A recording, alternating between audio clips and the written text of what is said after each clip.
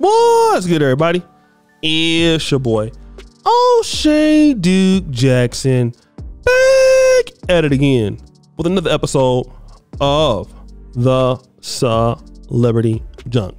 Guys, I really want to have a discussion about Chris Brown. You know, he's been taking all of these interesting meet and greet pictures. You know, we have seen him doing some pretty interesting things, grabbing ladies' booties. I mean, it's just been going crazy, right? All over the black internet. And relationships, unfortunately, have been ended. Some girls are now single because of that. However, I want to talk about this young lady, beautiful young lady too, by the way. This lady is fine. I'm sorry, like she's a good looking lady, you know, and you'll find out when you see the video. Without much makeup, this is a beautiful black woman. She went viral because she's handicapped or has this disability, and you see this story here. This woman paid $1,111 for a meet and greet with Chris Brown. When he saw her, refunded her money and also gave her $10K along with these beautiful pictures, right? So this lady got tired of it, and I want you to see her response. Hey everyone, my name is Karel. I'm the girl from the post that has been going absolutely viral on every single platform. I actually saw it on a particular platform this morning and it has well over 3 million views. So I'm just here to set the record straight on some things. First and foremost, I just want to start off by saying much love to Chris and congratulations on having such a successful tour. For those of you who don't know, I've been going to Chris concerts and meet and greets and things like that for about 10 years now. So it has been a long time. This past show in particular, the one that people are seeing pictures of, I traveled out of states to Toronto to go see him. Me and Chris have built a great relationship over the years. Every time we see each other, it's all love and positivity. And as much as I love love and positivity, spreading that and being a part of that, what I'm not okay with is strangers on the internet using my face and exploiting my disability for likes and clicks while spreading misinformation. That we not gonna do. Just like everyone else, I support Chris as a brand and as an individual. So if you see me at a show or a meet and greet, please know that I paid for my ticket. I paid to get there. So I'm not 100% sure where this information is coming from. Now, full transparency, as I said before, me and Chris have built a great relationship over the years. So there have been some events or shows that I've been to where he has upgraded my seats or provided me with free tickets. But that doesn't happen often. Someone literally saw a beautiful moment, wonderful pictures of someone with a disability standing next to a celebrity and decided to create a narrative that is absolutely factless, okay? And it's kind of perpetuating the societal belief that individuals with disabilities don't have jobs, we don't function well in society. Every time someone sees us, it turns into like a charity case. That is not the case at all. This going around takes away from everything that I personally did to get there. It takes away from the hours I worked. It takes away from the things that I sacrificed to work the overtime because I wanted to treat myself. And Chris respects me well enough and he knows me well enough to know that I would never ask for something like that. Now, Chris, if you want to send me some money, hit my DM. They don't gotta know. But honestly, I just wanted to clear it up and say, like, So first of all, again, this lady is, to me, you know, I'm a black woman, beautiful beauty specialist. This is a gorgeous woman. I don't care disabled or not. That woman is beautiful. First and foremost, right? Y'all gonna be a hater.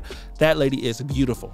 Now that I said that, let's get to the point of what the sister was saying. I love how the fact that she handled it with so much class and femininity. But I want to take her point because, to be honest, I don't really know a lot of people that are disabled. And when we look at some of the people that are disabled, we look at them and we feel like, well, because you have limitations on your movement, you know, well, you must also be limited in other things too. And that's not always true. And this woman flew herself to Canada as a disabled person, paid for the tickets. And like she said, she works, she has money, she's doing well. She don't want to be limited by her disability. Now I'm gonna take it a step further. Most of us, the way that we judged her for being disabled is the same way we judge our own black community as being disabled, as having no opportunities. Now I wanted to use that because what I thought about. When we look at Black America or working with Black people, we well, the Black community is handicapped. So it needs all the help from other people to make it better. Not knowing you got people in the Black community that got money, that got skills, that got connections, that got all the things that you need to make something happen. If you would just have the same faith that she has and not being limited by disability. This is a woman with a winner's attitude. And if we have more people with her attitude, Black America simply would look differently and it would operate differently. The Black world in general. And I want you to take this as motivation to firstly, number one, stop looking at your people as a disability. Stop looking at it like that. Let me testify to this. 2015, I was in Poland and I started my YouTube career. And I didn't know if you can make YouTube at the time. I just wanted to fellowship with the Black men and issues that we were going through. I had simply no idea that, number one, you had so many Black men out there that were going through the same things that I had experienced in my life, but I also didn't know how much of a talent pool that we had. And I quickly found that out. What I found out was I had met so many talented Black men that, had so much to give me, so much to help me. I met SPK online. I met Kevin Samuels online. I met the lead attorney online. I met Brother Gabe A online.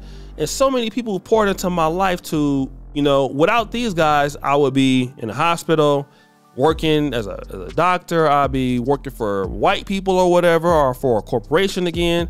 And I was able to really do something because of my own people and noticing that, well, you know what? Black folks are not disabled.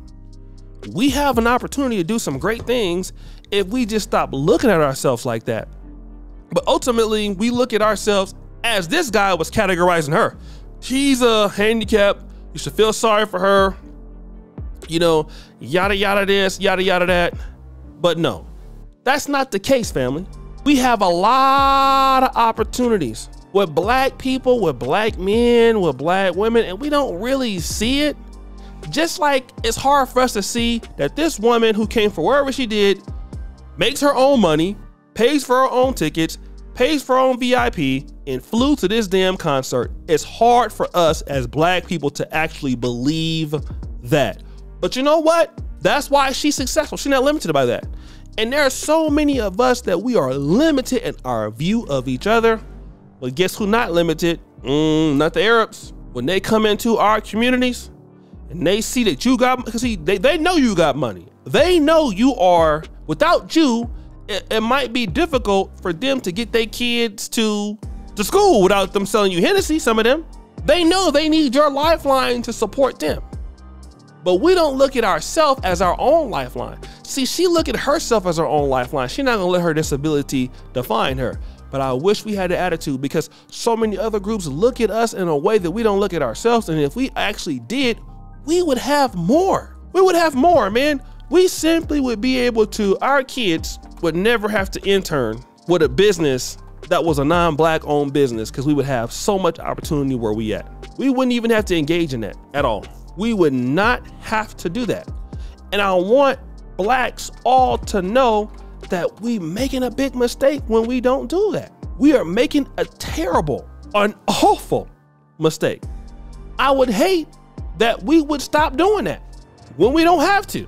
We don't really have to do that. So guys, what do you think? It's your boy O'Shea Duke Jackson, back at it again with another episode of The Celebrity Junk. What you should follow you do?